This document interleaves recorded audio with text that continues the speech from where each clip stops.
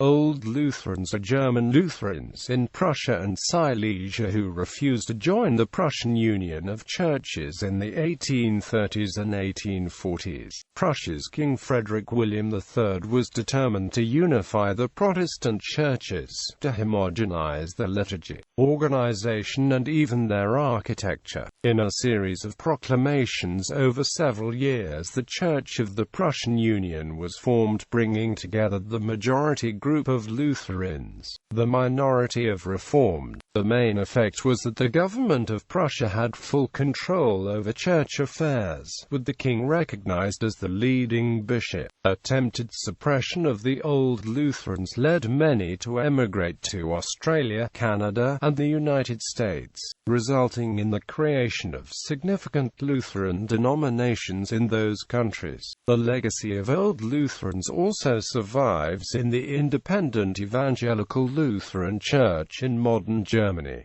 The Prussian Union. In 1799, King Frederick William III of Prussia issued a decree for a new common liturgical agenda to be published, for use in both the Lutheran and Reformed congregations. To accomplish this, a commission to prepare a common agenda was formed. After more than 20 years of effort, a common liturgical agenda was finally published in 1821. The agenda was not well received by many Lutherans, as it was seen to compromise in the wording of the words of institution, to the point where the real presence of Christ in the Eucharist was not proclaimed. The Protestant congregations were directed in 1822 to use only the newly formulated agenda for worship. This met with strong objections and non-compliance from Lutheran pastors around Prussia. The liturgical agenda was subsequently modified to appease many of the objections of the dissenting Lutherans, and in 1830 Frederick William ordered all Protestant congregations in Prussia to celebrate the Lord's Supper using the new agenda, rather than having the unifying effect that Frederick William desired. The decree created a great deal of dissent among Lutheran congregations, in a compromise with dissenters who had now earned the name Old Lutherans. In 1834, Frederick William issued a decree which stated that union would only be in the areas of governance and liturgy, but the respective congregations could retain their confessional identities. In addition to this, dissenters were forbidden from organizing sectarian groups. In defiance of this decree, a number of Lutheran pastors and congregations continued to use the old liturgical agenda and sacramental rites of the Lutheran Church. Becoming aware of this defiance, officials sought out those who acted against the decree. Pastors who were caught were suspended from the ministry. If suspended pastors were caught acting in a pastoral role, they were imprisoned. Among the leaders of the old Lutherans was Johann Gottfried Scheibel. Scheibel was a professor of theology in Breslau from 1818 until 1830, when he was suspended from his post for his dissenting views. Scheibel came to prominence as a leader of the old Lutherans in the dissent against the Prussian Union. He spoke, preached and wrote against the Union, which consequently resulted in suspension from his post as theological professor. Undaunted, Scheibel continued in his dissent as he moved to new cities.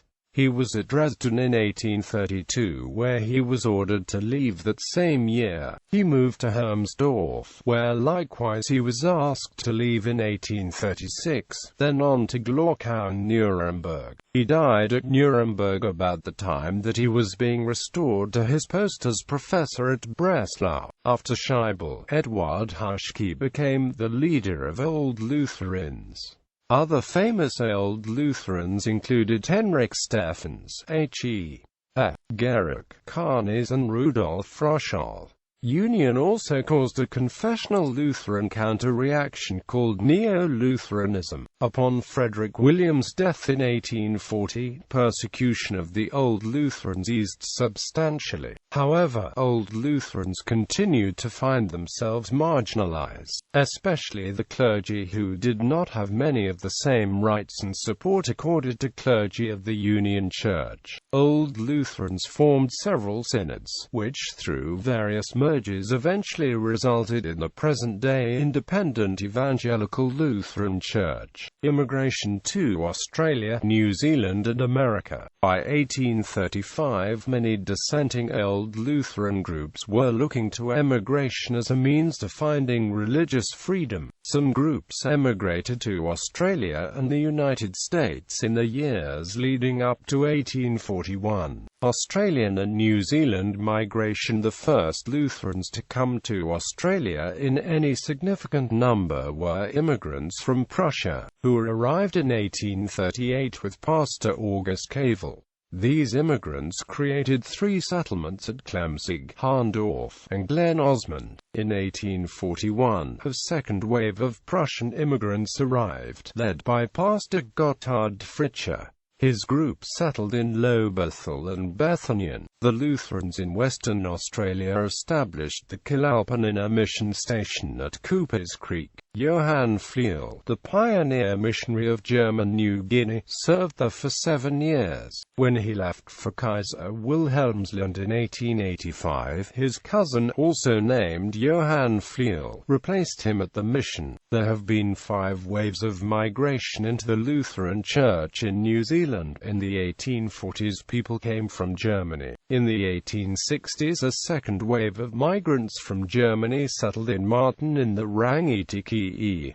Some had first settled in Australia. In the 1870s, significant numbers arrived from Denmark and the rest of Scandinavia. In the years after World War II, many came from Europe. In the last 10 to 15 years, there has been an influx of people from Africa, Asia, and other parts of the world. Lutheran missionaries first arrived in New Zealand in 1843, just 3 years after the signing of the Treaty of Waitangi. The first Lutheran missionaries arrived in Otago in January 1843.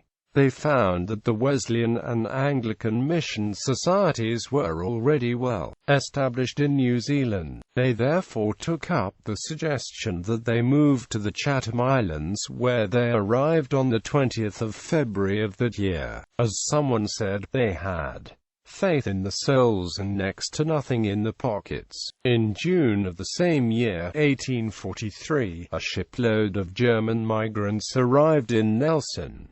They settled in what is now Upper Mautari and built a church. There is still a thriving Lutheran congregation worshipping on this site.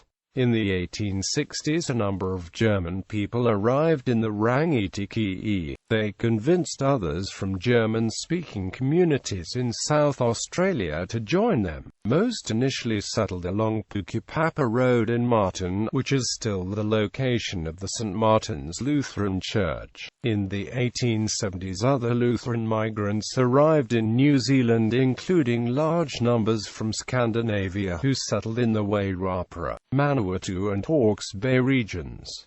Northwood and Daniverka owe their origins to these settlers. North American migrations. Numerous waves of Old Lutherans immigrated to the United States as well during this time period. Among them was a group from Prussia of about 1,000 Old Lutherans. They were from Erfurt, Magdeburg and the surrounding area, led by J.A.A. Grabau. They emigrated to the United States in summer 1839.